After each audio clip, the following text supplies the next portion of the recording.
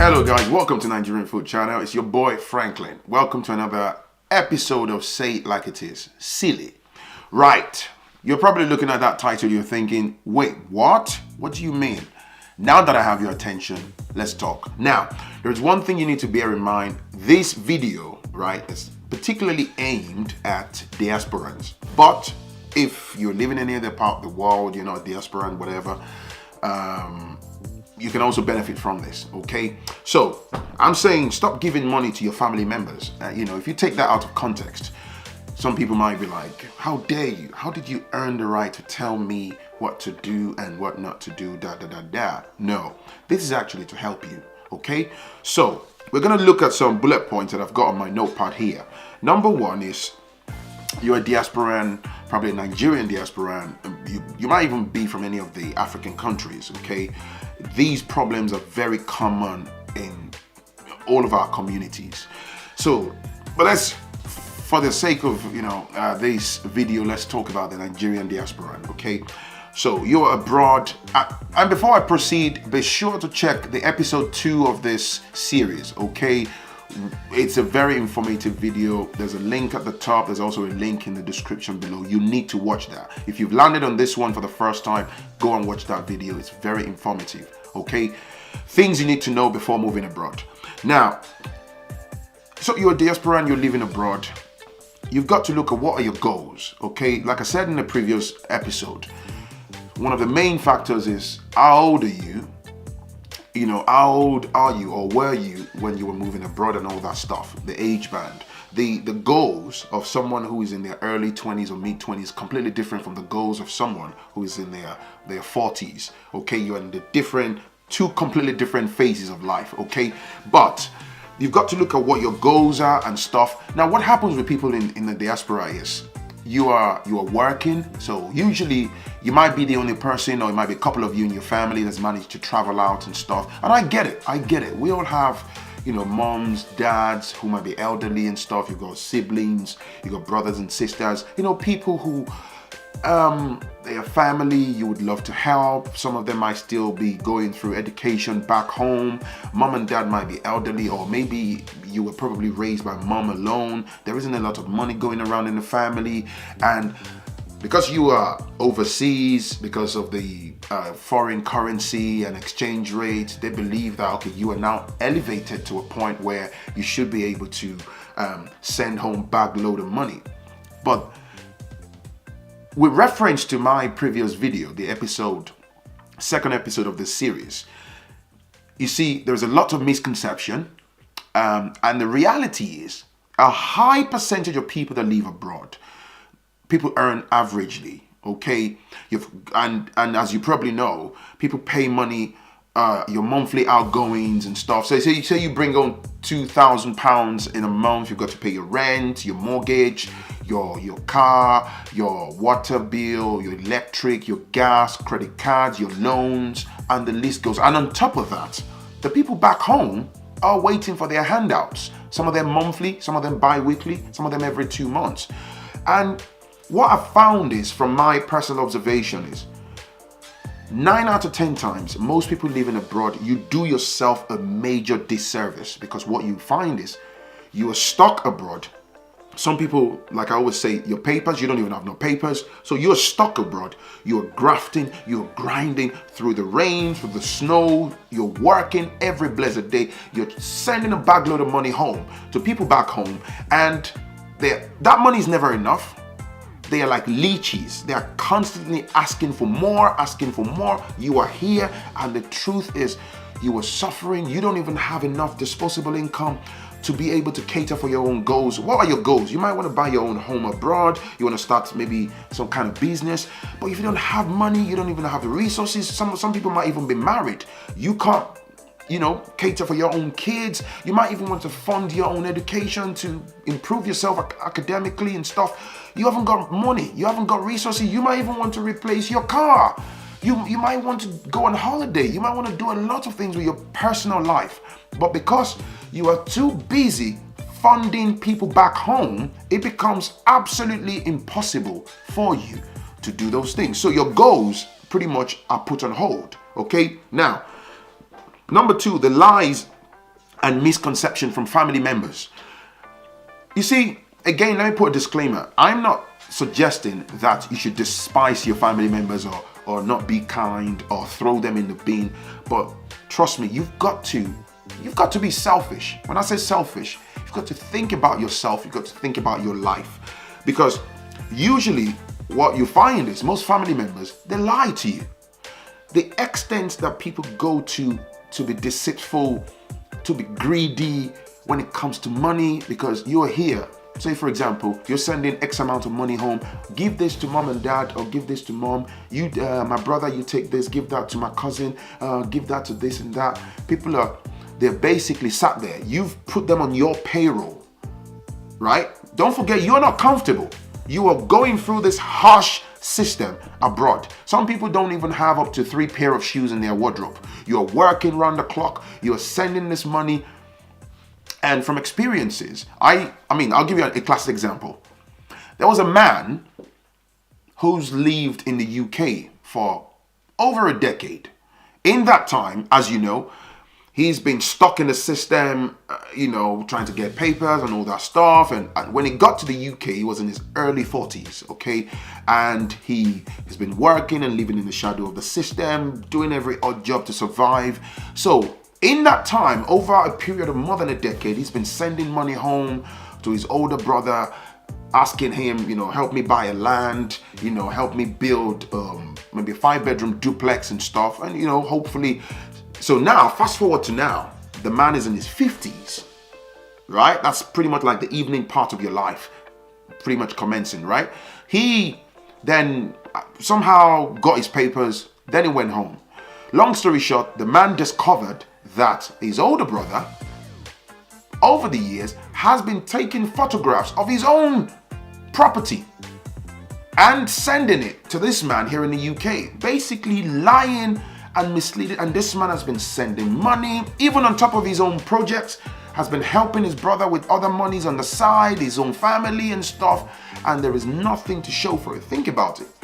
You send money constantly for more than a decade, and then you realize you've been lied to, you've been fleeced, you've been taken for granted. So where do you start from? And time is it's a very expensive commodity that we have. You cannot regain lost time, unfortunately. We can't turn back the hands of time. Emotions gone down the drain, all the hard work, all the things you put together when you're a lot younger. Where are you going to start from in your 50s?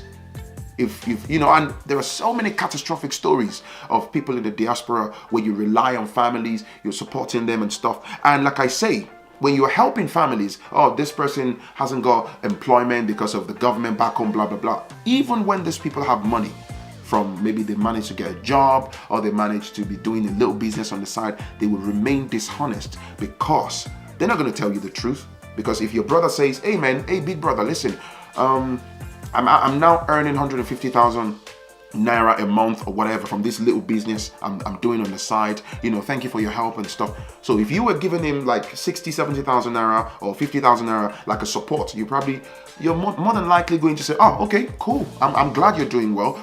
You're going to cut that money short, right?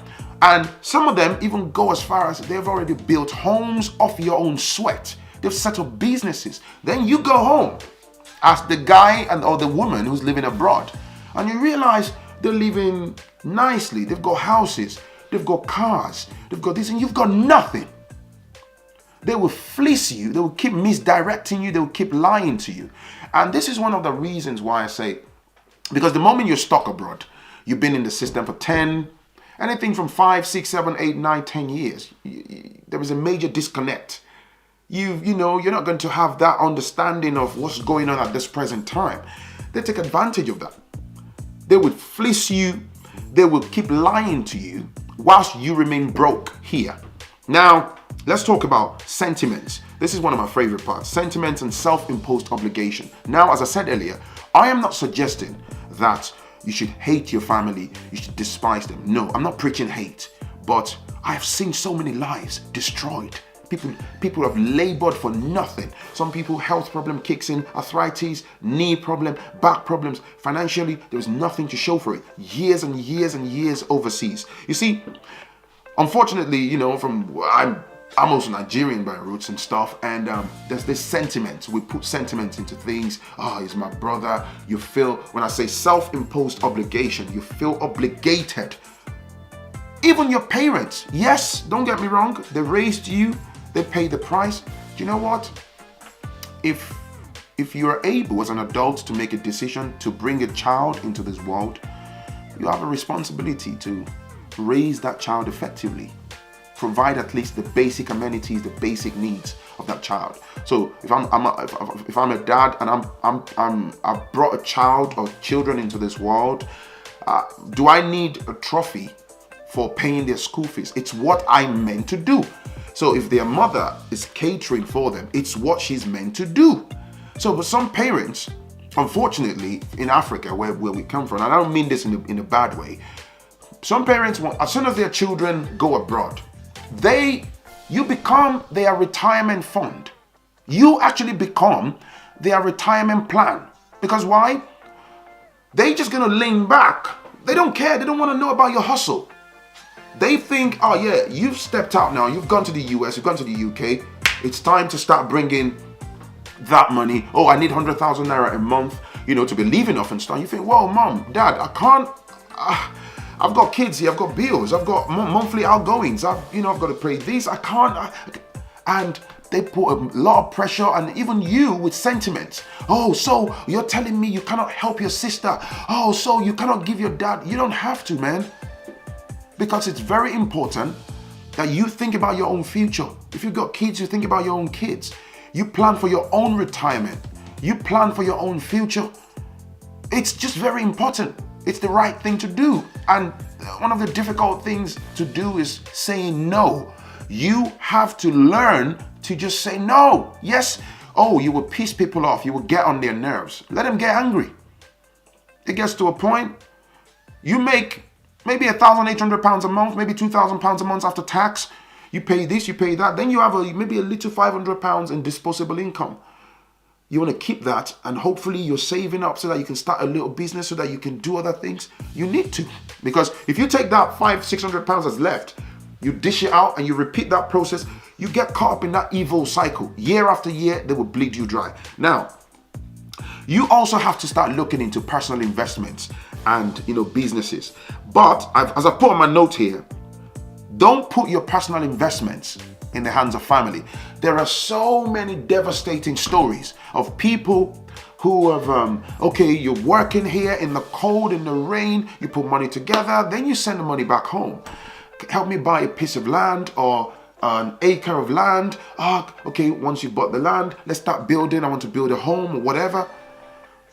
Greed and selfishness, evilness. People become callous when it comes to money. They forget that they are brothers. I've seen, you probably have heard too, fathers being dishonest, colluding with your siblings, colluding with third parties to rob you blind, to steal from you. Then when you catch them, you put them in a tight corner. Then, I invested the money in a business. Wait, what? My money, my sweat. You see what I'm saying? Think about wasted time. I've seen people who have, abroad here, who've had fantastic ideas. They load containers full of goods. Some people even they save up their own money. You go to the bank, you get loans from the bank just because you're trying to better your life. You load up, you buy goods and stuff, you ship them back home. Some greedy bastards, excuse my French, take hold of your goods and then they defraud you. You lose the money. Maybe you've bought cars for sale. Maybe you've bought you've bought goods from here, clothings. It could be car parts. It could be anything. They rob you blind. You have bank loans. Your credit rating diminished. Banks chasing you. You have credit card bills up to here. Sometimes some of these financial pressure start to affect your own marriage, start to affect your personal life, your own health. Some people end up having stroke because of stress. Families shouting over the phone, WhatsApp, and this and this. People go to any extent to fleece. They will destroy you because of greed. People, they look at loyalty, they look at integrity, they look at opportunity to steal from you. Loyalty and integrity wash. They latch onto the greed. They will cripple the relationship they have that you think you have with them. They don't care. Okay? Like I say, if you want to buy lands, if you want to build homes, it's better off that you do it yourself. Even if you're here, you got your papers, go home. If you're going to go home for like 2-3 weeks, go home, go and embark on that project. Do it yourself. Do it yourself. Do a little bit, come back, go back again. Because you might be in for a massive shock if you commit your investment, the monies you've worked for yourself alone, or you and your wife. If you commit into the hands of family, they will destroy you. I've seen stories where fathers steal from their children. They'll divert your funds into their personal interests. And then you go home, you're calling the police, you're devastated. They don't care. Some people won't even show remorse for their evil actions. Then, it's also very important for you, like I said earlier, think about your age. Think about, we don't get so much opportunities to get money, squander money, build up money again, squander money. Life is too short, man. Think about your age, think about your own retirement. And my best advice to you coming from this video is protect your assets. Go to any extent. Don't add sentiments. Don't let self-imposed all this family ties and family tree bullshit. Don't let them destroy your life. Because I'm telling you, man, I've lived abroad for donkey years and I've heard so many horror stories. It's unbelievable. These things happen all the time. Families that are selfish cut them off. Why should you? Oh, so because you manage to get visa, you travel abroad, you automatically become obligated. Everybody just saying, give me. How many of your families back home have ever gotten on the phone to say, hey bro, how are you paying your rent, man? How are your kids feeding? How about you and your wife? Whoa, you haven't got a job. You haven't worked in the past 4 months. Okay, we're all going to have a family meeting and send you $1,500 or £1,500 to live off, man. We love you so much. They never do that. They want you to keep on bringing. Anyway, you get the gist, man. All I'm saying is, and I'm sure you get the gist, is protect your finance. Protect your resources. Life abroad is difficult as it is. Straight out of the box, it's difficult, man. It's challenging. We pay bills every month. It's difficult. Don't let sentiments, don't let people destroy your life. I've seen people that live abroad for many years. They return to Nigeria empty-handed. Fact only.